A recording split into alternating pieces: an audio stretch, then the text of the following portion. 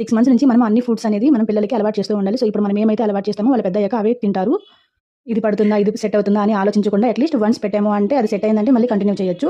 నేను 2 స్పూన్స్ రవ్వ తీసుకున్నానండి. ఈ రవ్వ నేను ఓన్‌గా ప్రిపేర్ చేసుకున్నది. మామూలుగా రైస్ అనేటివి సోక్ చేసుకొని నేను ఆల్రెడీ ఇంతకుముందు వీడియోలో ప్రిపేర్ చేసి పెట్టున్నాను. సో, ఎవరికైనా కావాలి అంటే ఒకసారి ఛానెల్‌లో వెళ్లి చెక్ చేయండి. సో, ఆ రవ్వని నేను తీసుకున్నాను. ఇది 2 స్పూన్స్ తీసుకొని కొంచెం నెయ్యిలో జస్ట్ నెయ్యి అనేది కొంచెమే వేసుకోవాలి. ఇలా ఫ్రై చేసుకున్నామంటే జస్ట్ ఆ పచ్చితనం అంతా పోతుంది కాబట్టి దానికోసమే మనం రోస్ట్ చేసుకోవాలి. అది కొంచెం బాగా రోస్ట్ అయిన తర్వాత నేను 2 స్పూన్స్‌కి 1 ½ కప్ వాటర్ యాడ్ చేశాను. ఎందుకంటే ఇది ఉడికిన తర్వాత కొంచెం ఎక్కువ అవుతుంది. సో, దానికోసం నేను 1 ½ కప్ వాటర్ యాడ్ చేసి బాగా ఉడకనిచ్చాను. నేను ఇందులో ఏమీ యాడ్ చేయట్లేదు. సాల్ట్ కానీ, జీరా కానీ ఏమీ యాడ్ చేయట్లేదండి. సో, ఇది మనం కన్సిస్టెన్సీ అనేది చెక్ చేసుకుంటూ ఉండాలి. కింద మాడు అంటిపోతుంది.